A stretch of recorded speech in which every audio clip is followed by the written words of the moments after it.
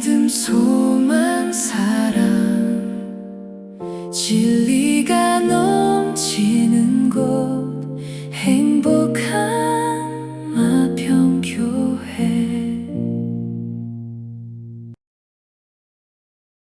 예수님은 새로운 의일이라는 주제를 가지고 오늘 본문에서부터 48절까지 너희는 구약에서 이러이렇다 하는 말을 들었으나 나는 너희에게 이렇게 말한다 하면서 여러 가지 주제를 가지고 6번 동안 말씀하십니다. 이전에도 말씀했다시피 주님은 율법을 폐기하려고 오신 것이 아니라 율법을 온전케 하려 오셨기 때문입니다. 문제는 무엇인가? 사람들이 그러더라고요. 사람들은요, 하나님의 말씀을, 하나님께서 우리에게 주신 말씀을 자기가 원하는 대로 각색을 해버리더라고요. 흔히 우리가 그렇습니다. 나는 분명히 이렇게 말했는데 듣는 사람은요, 그걸 자기에게 이롭게 해석하면서 들어버려요. 그래서 한 사람이 한 일에 대해서 기자들이 다 쓰는데 기자들이 각각 다 다르게 씁니다. 그런 걸 보게 될 때에 하나님 말씀을 바르게 파악하는 게 참 중요하구나 하는 것을 깨닫습니다. 내 입맛대로 하나님 말씀을 해석하면은요, 그건 말씀을 왜곡하는 것이 될 수 있습니다. 이 시대의 문제가 뭔지 아십니까? 말씀을, 진리를 자기 멋대로 해석해버리는 것입니다. 거기다가 막 덧칠하고 아니면 진리를 깎아내버리고 자기 입맛에 맞게끔 바꾸어 놓는 행위들이 벌어지곤 하는데 그 일을 누가 했는가? 바리새인, 서기관들이 행하였습니다. 종교 지도자들이 그런 일들을 행했던 것입니다. 그래서 예수님께서 오셔서 말씀의 참된 의미를 분명하게 가르쳐주고 있는 것입니다. 자, 21절을 같이 한번 읽어볼까요? 21절입니다. 시작. 살인하지 말라. 누구든지 살인하면 심판을 받게 되리라 하였다는 것을 너희가 들었으나. 자, 살인에 대한 계명은요, 10계명에서 6번째 계명입니다. 살인하지 말라. 하나님은 분명히 모세를 통하여서 하나님이 친히 쓰신 글씨로 돌에 새겨 놓았습니다. 사람을 살인하지 말라. 이것은 결코 폐기할 수 없는 하나님의 율법입니다. 이 살인이라는 것은요, 여러분, 살인하지 말라는요, 내 목숨도 내 마음대로 해치지 말라는 뜻이 됩니다. 자살하는 것, 하나님께서 기뻐하시는 뜻이 아닙니다. 다른 사람을 타살하는 것, 혹은 남이 죽어가고 있는데 그걸 나 몰라라 방조하는 것, 이것 역시 다 살인과 관련된 일이 됩니다. 왜 우리가 사람을 죽이지 말아야 되는가? 이유는 한 가지입니다. 저를 따라서 한번 해봅니다. 나는 하나님의 형상대로 지음받은 존재입니다. 자, 내가 그렇다면 내 앞에 있는, 내 옆에 있는 이분들은 어떨까요? 예, 옆에 분들에게 이렇게 인사하겠습니다. 당신도 하나님의 형상대로 지음받은 존재입니다. 이걸 알아야 됩니다. 우리는 하나님의 형상대로 지음받은 존재입니다. 그래서 여러분, 어떤 일이 잘 안 될 때 지나치게 자기 자신을 비하하지 마시기 바랍니다. 지나치게 자기를 나는 안 돼, 나는 못 됐어, 나는 할 수 없어, 나는 못난이야, 나는 바보야, 나는 쓸데없어. 지나친 자기 학대는요, 하나님이 우리를 아름답게 창조해 놓으셨는데 그걸 무시하는 행위가 되어버립니다. 또한 다른 사람을 향하여서 지나치게 함부로 막말을 하는 사람들이 있습니다. 무시하는 말, 조롱하는 말, 얕보는 말들을 하는 사람이 있습니다. 학교 다니면 아이들이 뭐합니까? 친구들 놀려댑니다. 이름 가지고 놀려대고요, 행동 가지고 놀려대고요, 뭘 닮았다고 놀려댑니다. 놀리는 게 참 재밌나 봅니다. 그런데 이런 일들을 하지 말라 말씀하고 있습니다. 왜? 우리는 하나님의 형상대로 지음받은 존귀한 존재이기에. 우리는 존귀한 존재입니다. 얼마나 존귀한 존재입니까? 예수님께서, 하나님께서 당신의 아들을, 우리를 살리려고 십자가에 대신 내어줄 만큼 하나님은 우리를 정말로 귀하게 여기십니다. 세상의 어떤 금보다, 세상의 어떤 은보다, 세상의 어떤 큰 산보다 하나님은 우리의 생명을 더 가치 있게 여기셨기에 당신의 아들을 십자가 위에 내어 놓으신 것 아니겠습니까? 하나님께서 왜 살인하지 말라 명령하셨는가? 하나님의 형상대로 지음받은 존재를 살해하는 것은 하나님에 대한 명백한 도전이 되기 때문입니다.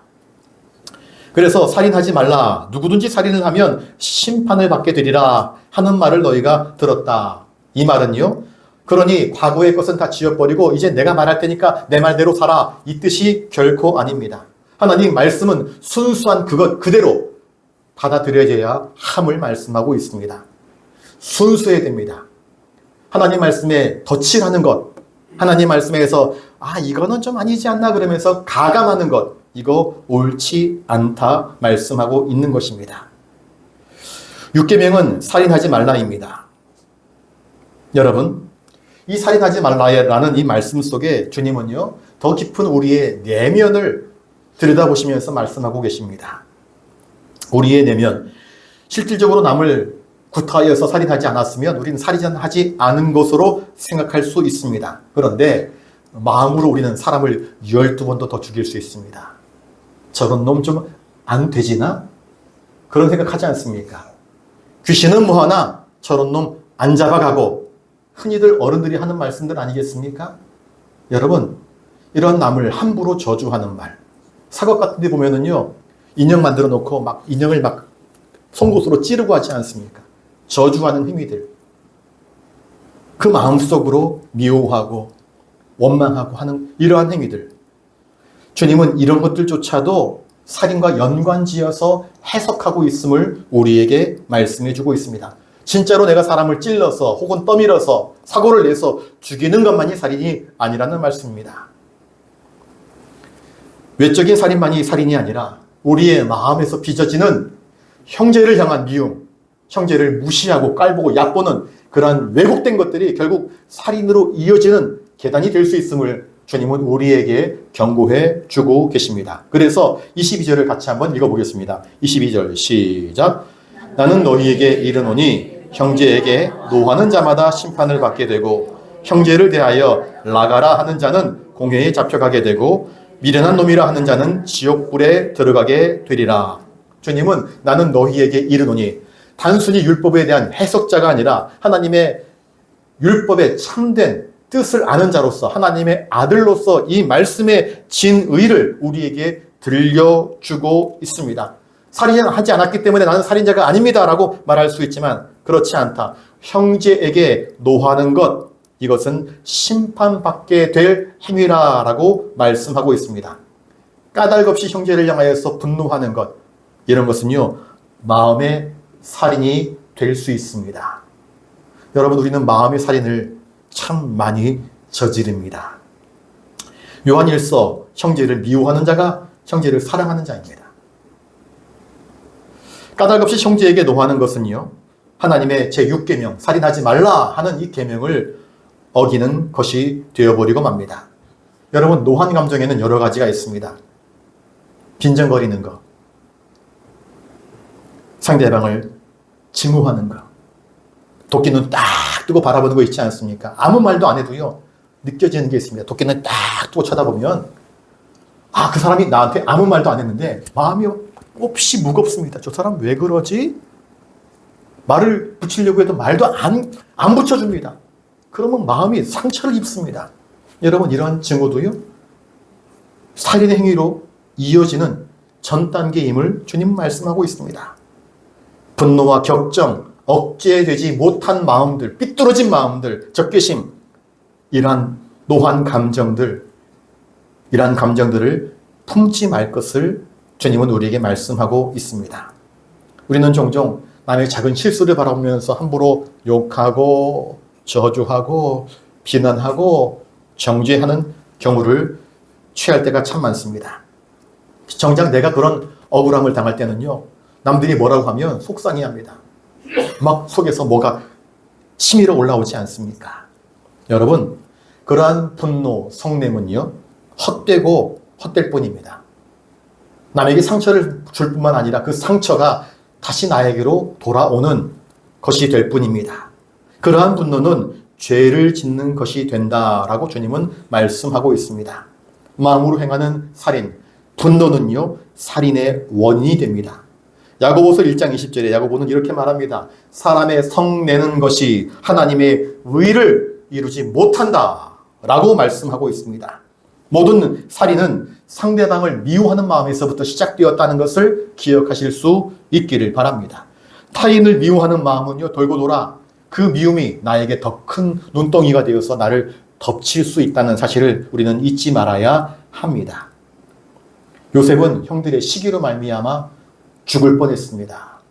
그리고 노예로 팔려가지 않습니까? 아버지 야곱에게 사랑을 독차지하고 있다라는 이 이유 때문에 형들은요, 요셉을 죽이려고 했었습니다. 그 미움이 동생을, 사랑하는 내 동생을 죽이려고 했던 것입니다. 하만은요, 모르드게가 나한테 절하지 않는다는 이유 때문에 저놈 봐라, 다른 사람들은 다 나한테 절하는데 저거는 나한테 절하지 않는다. 모르드게가 갑자기 저거가 되어버립니다. 예, 저 것이 되어버리죠. 사람이 저 것이 되어버립니다.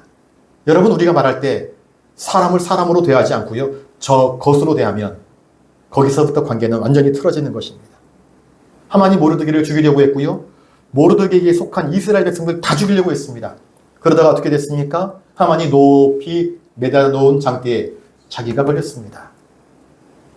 분노는요, 결국 자기를 집어삼키는 그러한 덫이 되어버리고 마는 것입니다. 가인이 동생 아벨을 시기했습니다. 하나님은 아벨의 재산은 받고 내 재산은 안 받는다. 하나님께서 그 마음을 다스리라 그랬는데 마음을 다스리지 못해서 어떻게 합니까? 그 분노한 감정, 시기한 감정, 미운 감정이 사랑하는 내 동생을 쳐 죽이는 그러한 죄를 짓게 만들지 않았습니까? 분노하는 마음, 시기하는 마음, 미워하는 마음은요, 살인으로 나아가는 한층 한층의 계단인 것을 우리는 잊지 말아야 됩니다. 그래서 해결되지 않는 내 마음속의 분노, 시기, 미움, 이것을 가만히 내버려 두면 어떻게 되는가?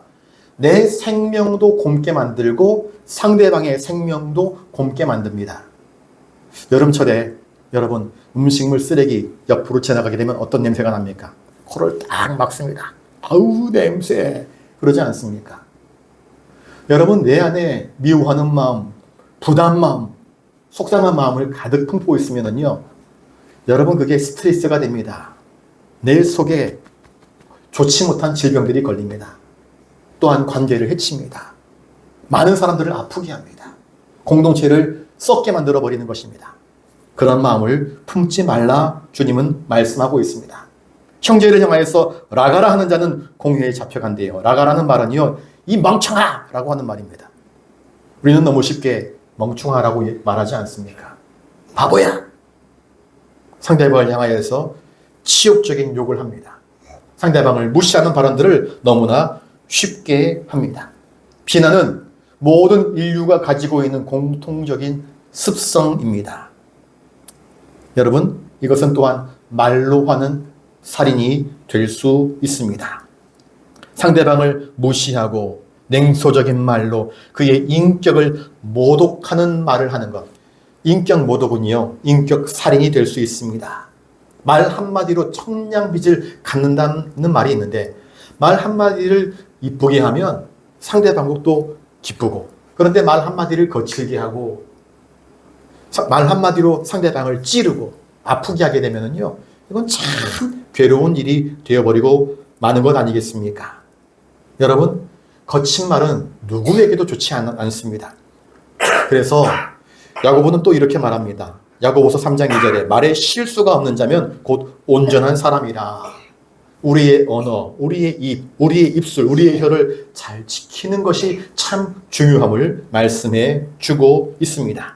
또 미련한 놈이라 하는 자는 지옥불에 들어가게 되리라.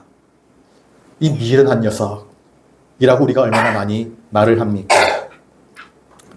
형제에게, 내 친구에게, 내 이웃에게 이러한 악의가 담겨져 있는 악한 말을 하게 될 때에 성경은 무엇이라 이야기합니까? 그런 말을 한 사람들은 지옥불에 들어가게 될 것이다 라고 주님은 분명히 선포하고 계십니다. 상대방을 하나님의 형상대로 지음받은 그 존재를 무시하고 깔보고 얕보고 그 인격을 모독하고 그 머리 위에 서서 그를 잘근잘근 짓밟는 행위, 발로 짓밟는 것이 아니라 말로 짓밟고 생각으로 짓밟고 미움으로 짓밟는 행위, 하나님 모르실까요? 하나님 다 아신다 말씀하고 계십니다. 심판받는다. 지옥불에 들어가야 될 것이다 라고 말씀하고 있습니다.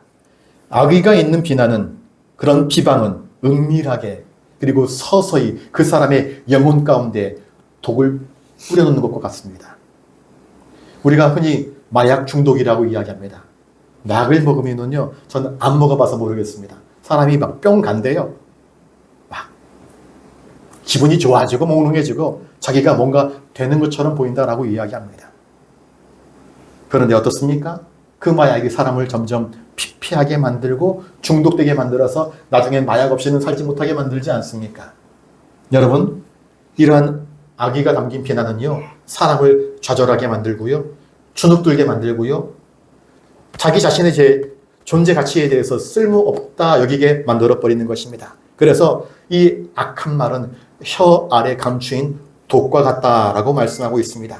그런 자들은 하나님의 심판대 앞에 서게 될 것임을 성경은 분명히 우리에게 경고하고 있습니다. 그러니 살인은 사람을 죽이는 어떤 외적인 행위뿐만이 아니라 분노하는 것, 증오하는 것, 모욕적인 말을 하는 것, 욕하는 것, 이런 것까지도 다 포함됨을 주님은 우리에게 말씀해 주고 있습니다. 악독한 마음을 품고 함부로 말하고 정죄하면서 나는 사람을 죽이지 않았으니 나는 살인자가 아니야 라고 당연하게 말할 수 없다라고 주님은 우리에게 경고하고 계시는 것입니다. 정신적인 살인이 있고요, 언어적인 살인이 있을 수 있습니다. 내 육신적인 살인이 있을 수 있지만 이런 정신적인 것과 언어적인 것들조차도 사람을 능히 집어삼킬 수 있음을 주님은 우리에게 경고하고 있습니다.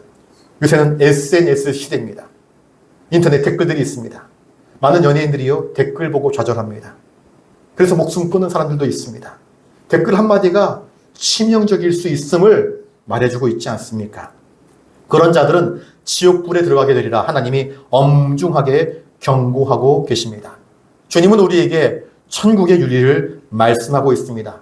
주님의 말씀에는요, 위선, 기만, 거짓, 그런 척하는 것 전혀 끼어들 틈이 없습니다.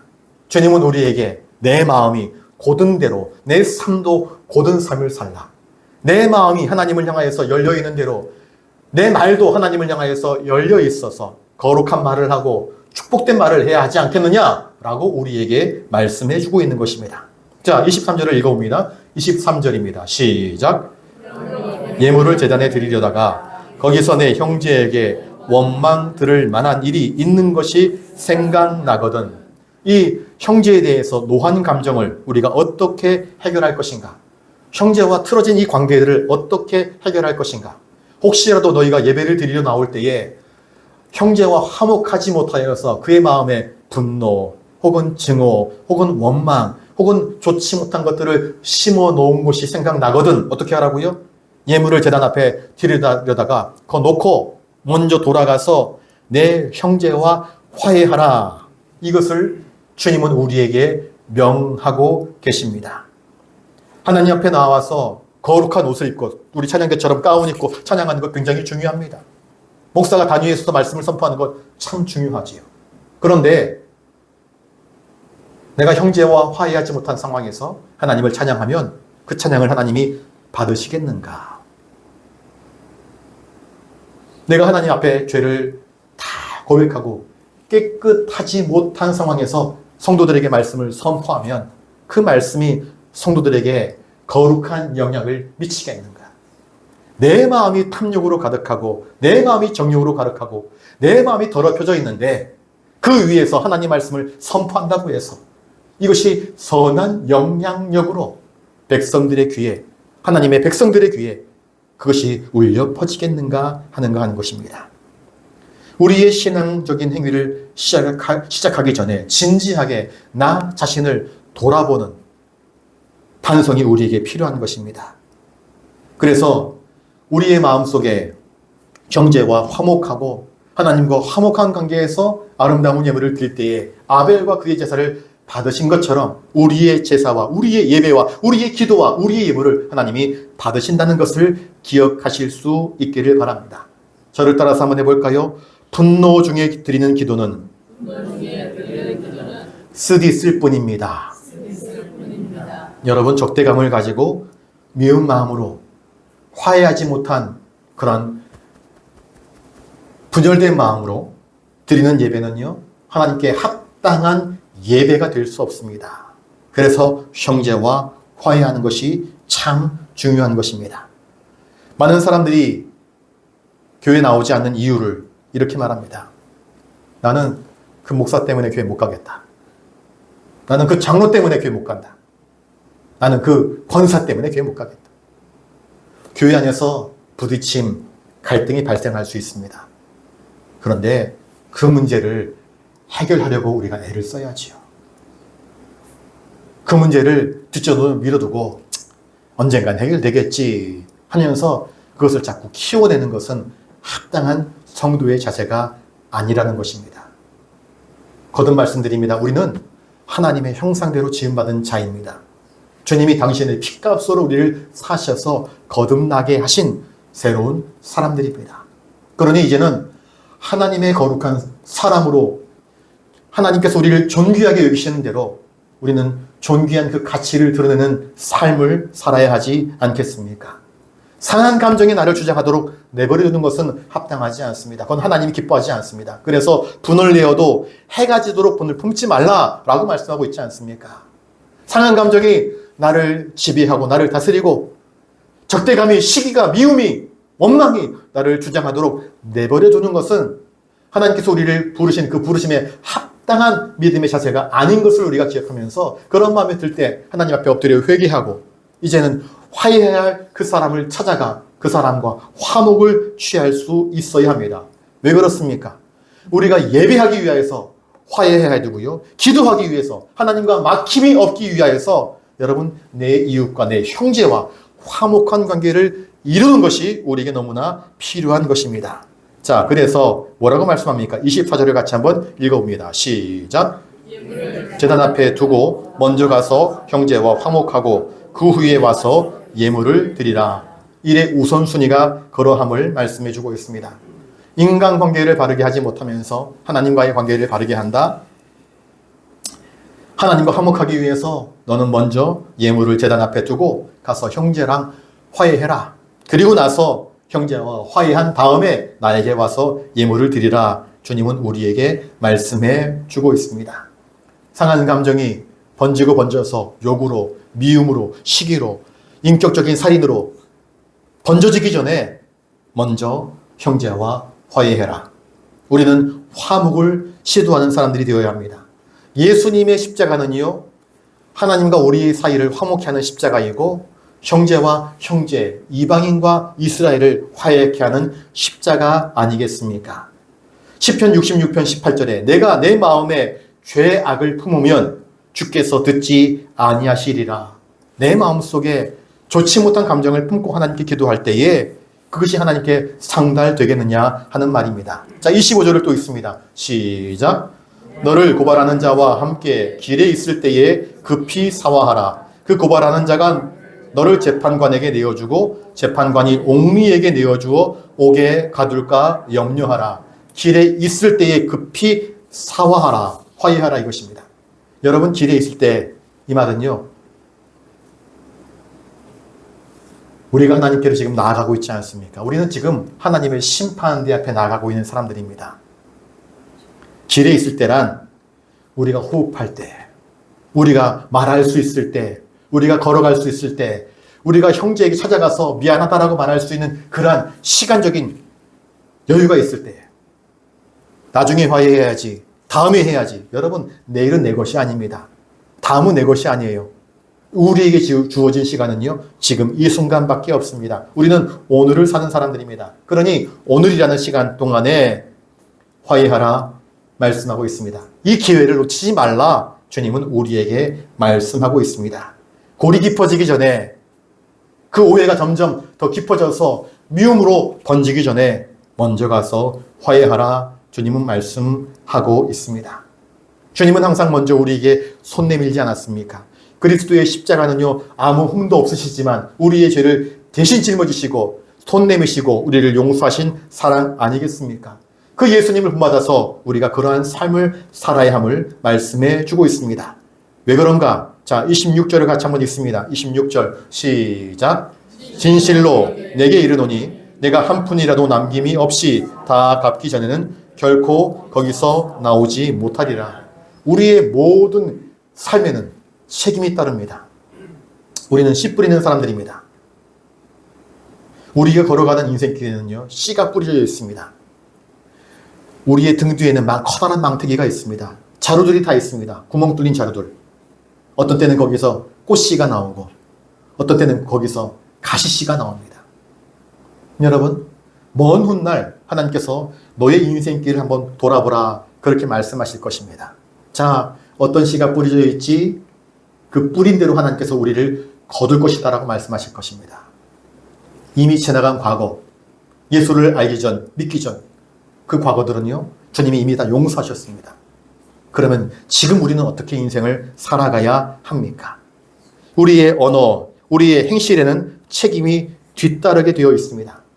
죄는 반드시 그 대가를 치를 수밖에 없습니다. 주님은 한 푼이라도 남김이 없이 다 갚기 전에는 결코 거기서 나오지 못한다라고 말씀하고 있습니다. 그러니 기회 있는 동안에, 하나님께로 나아가는 이 마지막 기회 동안에 할 수 있거든 우리는 만나는 사람과 화목하고 화해하고 용서하고 용서받고, 그래서 하나님의 나라를 이루어가는 삶을 살아야 하지 않겠습니까? 우리를 죄에서 구원하시기 위해 친히 대속의 십자가를 지시고 우리를 하나님과 화목하게 하기 위한 그 십자가를 지신 예수 그리스도를 바라보는 저와 여러분들 되실 수 있기를 바랍니다. 주님은 오늘 저에게 이렇게 말씀하십니다. 한솔아, 화목해야지. 네가 먼저 용서해야지. 네가 먼저 머리 숙이고 네가 먼저 무릎 꿇어야지. 형제를 대하는 나의 태도를 점검하라. 주님은 오늘 우리에게, 나에게 말씀하십니다. 주님이 용서하신 자를 내가 정죄해서는 안 되는 것이고, 우리는 할 수만 있거든 화목을 추구하며 내가 은혜 받았기에 그에게 먼저 손 내밀어 그를 품어줄 수 있어야 됩니다. 형제를 대하는 우리의 태도에서 우리의 삶의 예배가 결정되는 것입니다. 아까 우리 찬양 가운데에 우리의 삶 속에서 이 우리가 말하는 것이, 우리가 행동하는 것이 삶의 제사가 될 수 있음을 말하고 있습니다. 하나님 앞에서 형제를 존중하며 사랑하며 마침내 하나님의 영광을 위해서 살아가는 저와 여러분 되실 수 있기를 주님의 이름으로 축복합니다. 기도하겠습니다. 거룩하신 주님, 오늘 내가 형제를 대하는 모습 속에 나의 신앙이 고스란히 드러남을 깨닫습니다. 내가 말하는 것, 내가 행동하는 것, 내가 생각하는 것, 형제를 어떻게 바라보고 있는 그 시선이 바로 하나님께서 나의 신앙을 바라보는 나의 삶의 증거인 것을 바라봅니다. 예수님처럼 형제를 대할 줄 아는 우리 모두가 되게 하여 주시옵소서. 하나님의 형상대로 지음받은 그를 존중하며 사랑하며 섬김으로 대할 수 있는 우리 모두가 되게 하여 주시옵소서. 감사를 드리오며 존귀하신 예수님 이름으로 기도드리옵나이다. 밤 깊도록 동산 안에 주와 함께 있으려 하나, 괴로운 세상에 할 일 많아서 날 가라 명하신다. 주님 나와 동행을 하면서 나를 친구 삼으셨네. 우리 서로 받은 그 기쁨은 알 사람이 없도다. 이제는 우리 구주 예수 그리스도의 은혜와 하늘아버지의 풍성하신 사랑하심과 성령님의 감동감화 역사 교통하심이 내 곁에 있는 형제 자매 한 사람 한 사람을 대하는 것이 하나님을 향한 우리의 신앙의 고백인 것을 깨달아 알아 우리의 삶 속에서 사랑과 섬김과 감사로 하나님께 영광스러운 삶의 제사로 하나님을 기쁘시게 하는 삶 살기를 다짐하는 사랑하는 마평의 모든 믿음의 권속들, 오늘 출석하지 못하였지만 늘 하나님께서 사랑하시는 우리 마평의 모든 흩어진 성도님들 한 사람 한 사람 머리 위에 이제로부터 영원토록 함께 하옵시기를 간절히 축원하옵나이다. 아멘.